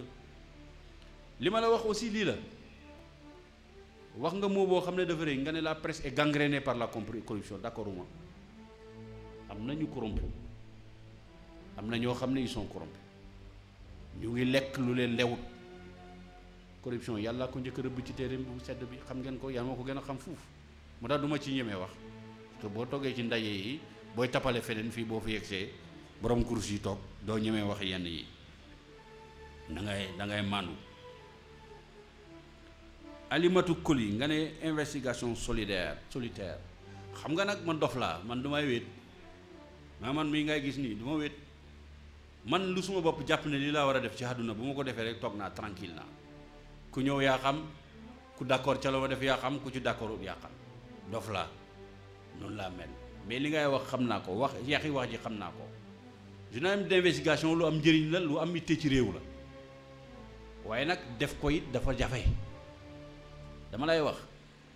1998 dama dem Burkina Faso février mars astafurlah bu fekk fa soo benn xarit bu ñu wax Norbert Zongo ñu toog di conférence di waxtaan rek mag moom waaw ñu ngi waxtaan mu may wax di ma expliquer ma ne ko man nag affaire bi dinaay dem ba ca kanam damay bëgg a bàyyi ma ne ko benn bés ay militaire mos nañ may convoqué ma toog rek téléphone bi sonné ba ma demee élection municipale 1996 yi la ñu wax may affaire yi doy waar ñi ma woon a dem sax bëgguma woon a dem wax dëgg yàlla ma nettali ko lépp mu ne moom dafa toog benn bés ba gars yi envoyé ci comptam 100 millions de francs CFA xëy envoyé ko lettre ne ko noppil lekk sa xaalis bu ñu déggati sa kàddu mu jël lettre bind banque bi ne ko delloo leen ko fa mu jógee woon génneew leen ko suma compte banque bi dem ba ca kanam ñoo ne ko service secret ya la ko jox man delloo leen ko service secret yi booba la signé arrêt de mort am booba la fexe nag jébbal na boppam xaru ba ma koy wax xalaatuma woon ne dee dana ci ñëw bu ci génnee dara nag lu ne mën na ci am parce que waa ju toog ñu ko jox ay milliards muy lekk nga xëy rek enquête ba nga xëy ne waa ji nii lay lekkee xaalis bi ñu nangu ween 2 milliards yooyu ñu nangu milliards yi kooku am na ñoo xam ne jaral na leen ñu def loo xam ne yàlla ba bëggut ko moo tax dugg ci yombul parce que journaux yi seen bopp dañ ci bañ a dugg parce que dafa bari ay risques condamnation ang fii génn dóor la ba nga bëgg a dee ang fii lu nekkan ci nag loo ci xalaatan ci waaye nag jarul aussi ñuy def mbir mi ba nga yaakaar ne dañu yaakaar ne ciy dugg ay héros lañ mbala ay zoro du dëgg affaire bi daal conviction la lépp loo gëm ci àddina nga dugg ci loo gëmul loo xam ne nekkul fii nga ba ko waaw lay waxal nekk Moustarchidine toog fii di naafila fii toog ba minuit nga ñibbi sa kër gënta yomb journaliste d'investigation xam nga ba man fii laa bëggoon a naafila see ma calcule ni sëriñ gars yi dañu dóor ay 12 naafila rek ma lemu naafila suma kër da ngeen yaakaar dafa yomb seen naafila bi dafa yàgg de je son benn grand frère këram du ma fay faral di naafila dafay def ay fukki xul walla ak ñaar defal la 12 rakka boo ma paree damay xiixat da moo ñëwee reer këram balaa muy kër départ rek sëñ si yow xam nga ma départ yombul jaamu yàlla dafa métti trop mais moo gën a métti loo gis ci àddina fajar ñu la kunkung nga jóg demal jàkka ja ñu pare nga ne wasifa yaa ngi yombul Aminatu yëpp a jafe ci àddina lu yomb chinois yi dañ koy wax chinois yi ne gisu mosoo gis lu àddina ci àddina lu yomb jur lu barke chinois yi moo ko wax chinois nee nañ lu yomb du jur lu barke mukk ci àddina dëgg la mënta ne rajeunissement de la presse waaw xam ngeen loolu nag da ngeen ci jàpp benn mbir xam nga man ba ma ñibbisee Canada dama am doctorat université jël ma dem université waaye dugg ci benn journal mujj bàyyi sax démissionné ñëw ci journal xam nga ñaata laa doon feeku fukki junne ak juróom 1991 75 000 booba maa ngi am jabar mu nga nekk kër yaayam ak kër papaam ñu débrouillé 6 mois après ñu dem am kër ba nga amee doom am ñetti doom am ku la jox salaire 700 000 francs fekk yaa ngi am 200 000 da nga ko fay bàyyi dem ka la jox 700 000 ngay liggéeyal moo tax boo demee ba yegg benn niveau bi rek boo xamee ne tu es aguerri rek keneen daf lay gis rek comme Moustarchidine ne ma Latif conseiller de presse ngi da ngay conseiller sëñ bi 600 000 francs ngi fekk maa ngi fekku 300 000 damay bàyyi teg ci nag nga nekk ci wetu sëriñ bi buy rafet yi buy dem Tiwaawan yóbbu la léegoo-léeg mu bokkal la dara ngeen xam ngeen ko bëgg néeg yi xam ngeen ni muy demee damay bàyyi du ma fa fanaan benn fan du ma ko def ci journal ba Sud Quotidien mukk 600 000 francs nga koy fekku nga doon fekku 200 000 CDD mën naa koy am man de suma patron Sud FM Sud Quotidien ba may ñëw fa mu nekkoon 700 000 francs la bàyyi ñëw créer suñu affaire bi di am 250 000 loolu la amoon nag amatul léegi dama koy wax la amoon amatul de ñëpp dañ bëgg oto yu rafet barkalla maa ngi gàllu benn nag xam naa tem ngay ne journaliste su muy jëlee lii xam naa bu ma demee sax bu ma déparé dana am ñu ko wax man journaliste bu lu barke ci àddina lu yàlla barkeel nga am ci lu ne lépp lu yàlla barkeel rek nga am ci lu ne dégg naa fi benn mandian buy wax ne am na titre foncier 3000 yi ak 5000 yi muy am ci buntu cathédrale moo tax ñu bañ loi bi gars yi defar dinañ ko bañ ba tëdd ci suuf wax dëgg yàlla dañ ko bañ kii mu ne sëñ kii Babacar Fall moo wax mu ne est-ce que y a pas un pouvoir qui écrase c'est vrai xam nga nit ki bu jëlee xaalisam def ko ci mbir créer journal recruter patron am ci ñaar ñeent ba ci juróom nekk ci réew mën na ñëw ba nga xam ne moom ci boppam dana beew day yaakaar ne lu jaar même bu yàlla doon wàcc moo koy taw ci loxoom yi loolu moo ci nekk réew yi nga gis ñi nga xam ne presse bi dafa màgg am fa doole ku mel ni par exemple télévision bu ñuy wax Fox News fi États-Unis temps George Bush lu ko neexaan mu def presque information bu gaa yi am jox ko li ngay wax dëgg la lu am la mais nag ci loolu aussi dañuy reconnaître ne ak lu mu am presse boo xam ne ñu ngi koy écraser quelque part kenn mënul wax ne presse bi du def rôle am tey sénégalais bi amul loo xam ne ump na ko ci réewam lu muy doxee tey ak lu ngeen ŋàññi presse Sénégal li ngeen xam ne tey lu xew ci réew mi da ngeen ko dégg. ak beneen affaire parce que boo nee presse da nga naan média bu njëkk pour nga dégg ku la waaree yee la ci sa lislaam foo jëm da ngay dem ci jàng yi mala nga am ku la jàngal tey foo yeewoo ci dëkk bi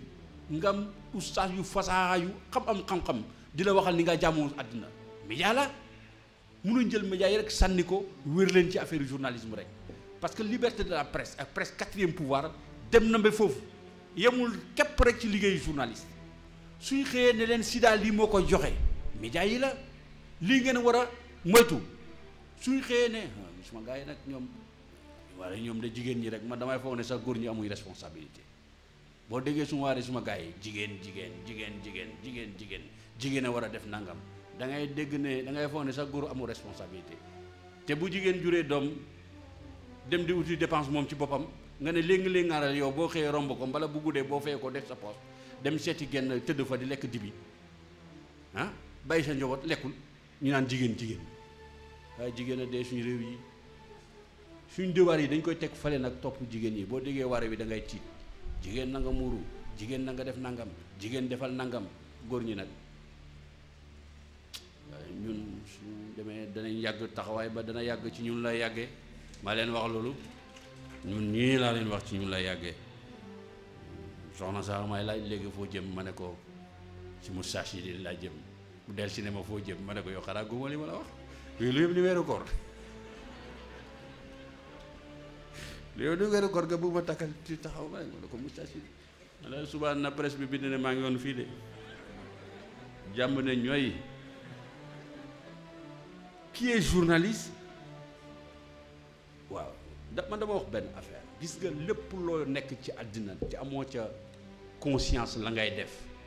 parce que joxe information joxe ko rek pour ni rek joxe ko sànni information boo koy joxe da nga koy joxe am lu mu wund pour mu jëriñ pour lan pour ki koy liir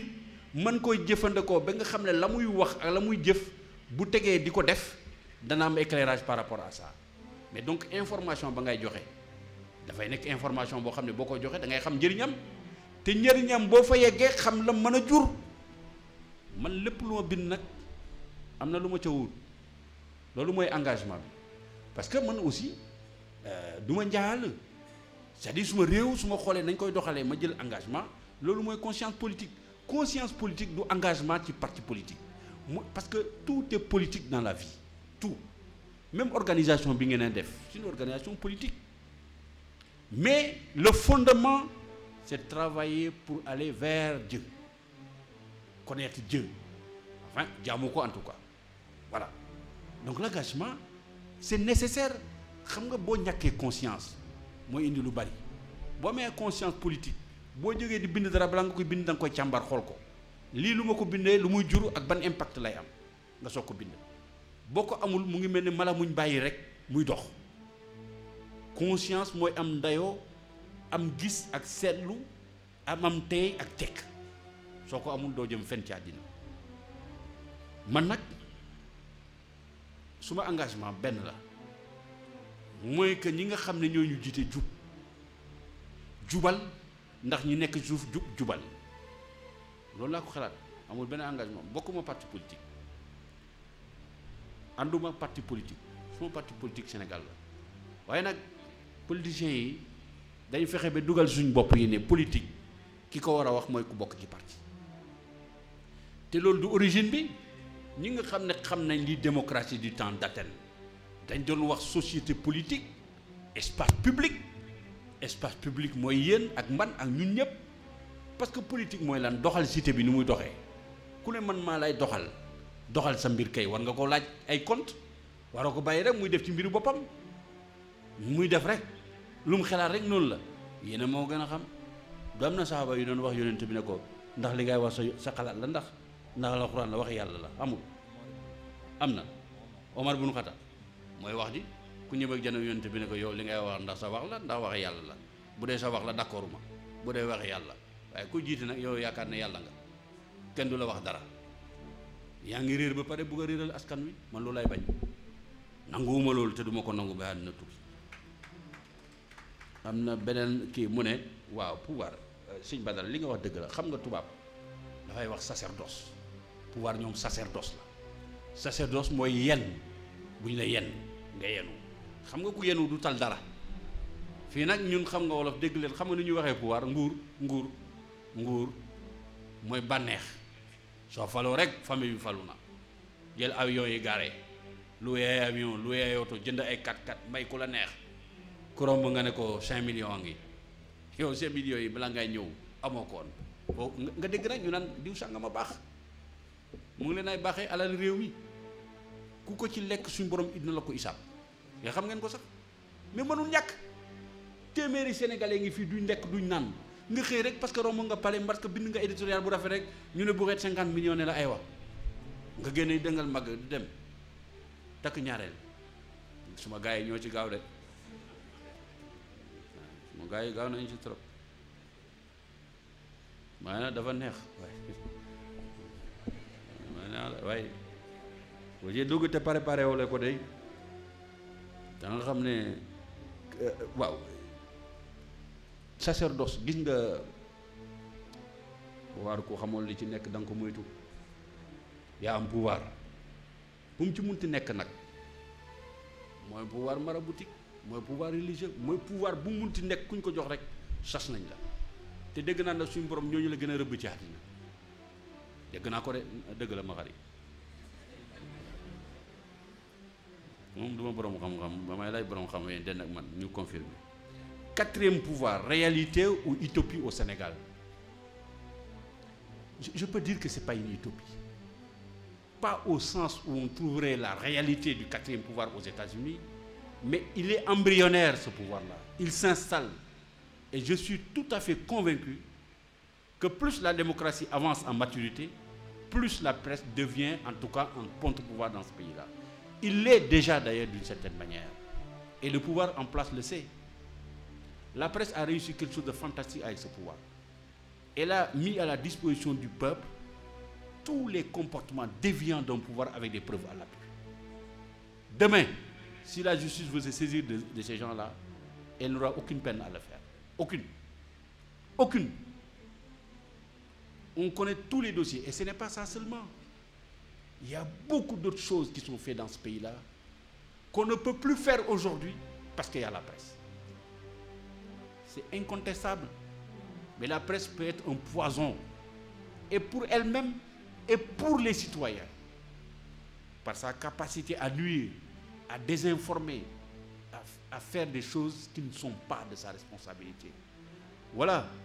les commentaires que je pouvais faire à la suite des interventions. J'ai conscience, xam naa ne tontu ma ñëpp mais aussi affaire bi ba may wax elle ma may rek 2 minutes ma bindal leen li ma bindoon ci tubaab parce que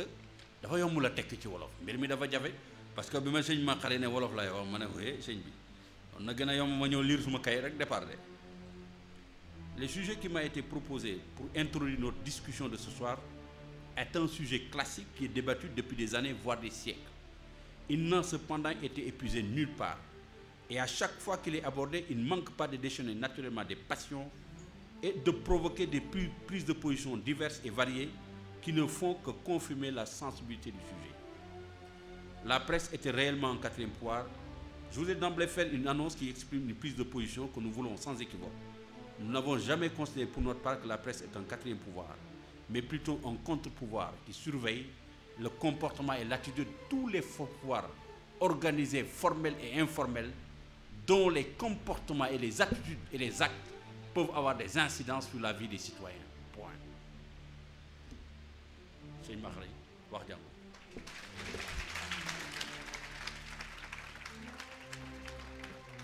Jërëjëf professeur ñi ngi delluwaat di la remercier ci turu comité scientifique bi di la rassurer itam ni ko Bada waxee yóbbante bi nga yóbbante jëmale ko ci Serigne Moustapha incha allah dina ko jot jombul sax mi ngi suivre en direct à travers internet mais mu suivre ko mu bañ ko suivre incha allah yóbbante bi dina ci jot. mu mel ni indi na sujet bi ni ñu ko waxe woon ku ko xam nag xam ni provocateur la provoqué na ba provoqué ci wàllu diine waaye dañ ko koy rek excuser waaye ñu xam ni l'islam dafa mus a nekk une religion de communication parce que yi ñuy wax yépp média internet lu mu ci man di nekk suñu boroom daf ko tënk ci benn aaya muy wa laqad wassalna lahumul qawla finalité bi mooy lan laallahum yatazakkarun. Donc la finalité première des médias c'est de rappeler yonent bi sallallahu alayhi wa sallam bu mu demoon ba musaana jaaxle lu ko suñu borom di wax wa ma ala rasul illa al balagh communication dugg yàlla ni ko sa devoir mooy communiquer rek xol bay nangu ci man la aju moo tax yi ñuy wax ay info lu ci ne xibaar rek yépp boo demee ci alxuraan di nga ko fa fekk. dama ko mës a wax ci ISIC suñu benn professeur am Antoine Ngor Faye muy laaj ku ci nekk ban maîtrise nga am mu ñëw ci man ma ni ko maîtrise en arabe mu ni ma que fait un arabisant avec la presse ma ni ko mais presse origine bi arabe la ma ni ko alxuraan moo njëkk a doon moo njëkk a jàngale communication mun na loolu de xaw ma ko woon mais c'est bon ñuy koy rappeler mbokk yi gis nga li daam wax léegi ñoom dañu jàngal le principe de la vérification mais scoop professeur mooy dara xew ku nekk naan maa ko njëkk a bind loolu dafay biaiser principe boobu ñuy tuddee la vérification te mooy in jaakum faasiqun bi naba'in fatabayyanu na ngeen ko seetantal prenez le temps de vérifier l'info li tax an tusibu qawman bi jahalatin fa tusbihu ala ma faaltum naadimin bu ñu vérifié wul rek dinañ lor nit te kaddu ga ngay jël wala plume bi ngay jël pour lu neex nit teg ko ci kaw deru nit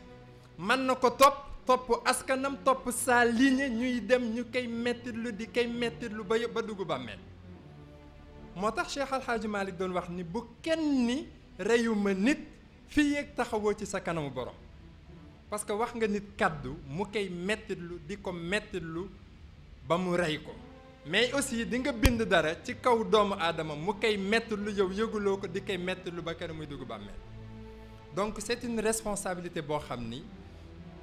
képp kuy journaliste war nga ko bàyyi xel beneen bi tam mooy principe bëgg a jaay rek bëgg a jaay léegi nga dem ni kenn waaw nangam bi noo ko ma ne mu ne ah yow itam bu ma deful woon loolu journal bi du jar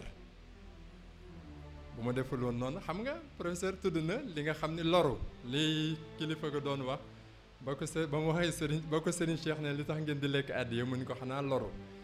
les misères de la presse benn confrère am El Hadj Kassé bind na ko mais aussi loo nekk dans une situation misérable amal sa ngor rek mais xawaanitul arad benn écrivain arabe bu ñuy wax Manfuluuti mooy décrire la presse di ko tuddee nee na boo bëggee gis cantine bu ñuy jaayee der gor mooy kiosque yi journaux yi nekk te loolu c'est grave écrivain man nga am sa engagement mais aussi nga xam foo ci yem parce que seen devoir nag Serigne Cheikh wax na ko nee na journaliste bu def sa devoir ni mu waree bàyyi xel éthique et déontologie responsabilité bu yonante bi amoon am nga ko un bon journaliste conscient de son métier est un messager wax na ko wala waxu ko pour wan leen ni ñoom contre ñu journaliste mais da ci am ñoo xam ni ku ci mel ni kilifa gi ñu am maa ngi koy wax ak benn mbokk mu ni ma non je ne couvre pas votre journal parce que invité naa marabout yu bari mais sëñ Moustapha je ne couvre pas votre manifestation parce que invité naa marabout yu bari ñu ñëw mais sëñ Moustapha bu ma ko invité du ñëw ma ni ko da ngay xàmmee marabout yi nga xam ni télévision ak rajo ñooy def seen promotion ak ñiy def promotion télévision ak rajo. ma ne ko Serigne Moustapha ñëw exclusivité yow yaa ciy gagné mais moom du ciy gagné la preuve ñii fi toog ñëpp bari na ñoo xam ne buñ ko gisaatee dafa ñëw samedi fii donc koo xam ne yaa ngi fexe ba doo lateel sa bopp ku yaakaar ni bu la invité nga ñëw yaakaar ni dafa lete ci télévision yeeg rajo yi depuis mu génn prison ma wax ko pour journaliste yi wër exclusivité ñëpp ba mu génnee prison ba léegi deful conférence de presse y a aucun journaliste bu la mën a wax ni Serigne Moustapha accordel na ma exclusivité ki mujjee am chance boobu muy Moustapha Diakhaté bu sud moo ko jël bi muy soog a génn mais boobaak léegi ku ci nekk yaa ngi koy wut en exclusivité mën loo ko am xëy na nag jotam moo ko mayul wax na fii sax ni li ko ñor lépp mi ngi koy wax ci biir Jaamiatu Ramadan nee na nag bu amee lu particulier nag lu muy wax dina ko wax ci bu jotee boo gisee ni lii il faut une conférence de presse dina ko def mais daal loolu moo doonoon li ñuy tëjee professeur encore une fois di la remercier ci turu comité scientifique ci sa disponibilité vraiment lii jiituwul tey te fu ñu la mus a demander pour nga ñëw defal ñu waxtaan wane nga disponibilité bu mat sëkk boo fi gëjeet c'est parce que dafa am ñaneen rek ñoo xam ni dañuy bëgg di participer parce que léegi tout le monde s'approprie l'université du Ramadan te nag bu lëg lekkee alom na ko gërëme coy loolu dañ koy remercier rek Serigne Moustapha bi nga xam ni moom moo ñu baaxee lii ci barke waajuram ma tontu rek ñenn ñu may laaj ni ma lii wax na ni état moo ko faral di def am ci ko ma ni mais réellement est-ce que man ngeen ko man ko barke man na lu doole mënul Serigne Moustapha barke waajuram man na lu doole mënul donc loolu mooy réponse boobu rek di ñaan mbokk yi di leen xamal ni programme suba bi incha allah mooy pouvoir spirituel et pouvoir temporel les limites d'une collaboration loolu mooy thème bi nga xam ni mooy jàll ci guddi gi ci bëccëg bi am na benn cours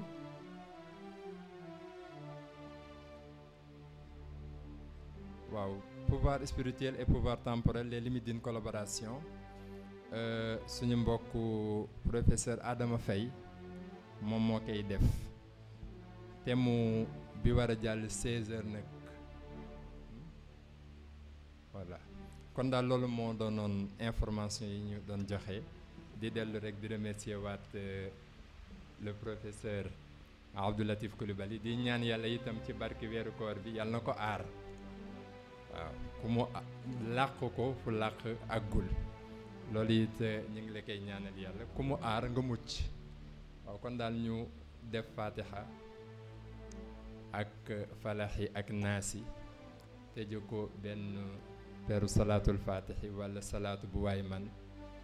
ñaan yàlla mu barkeel jotaay bi te yombal aajo yépp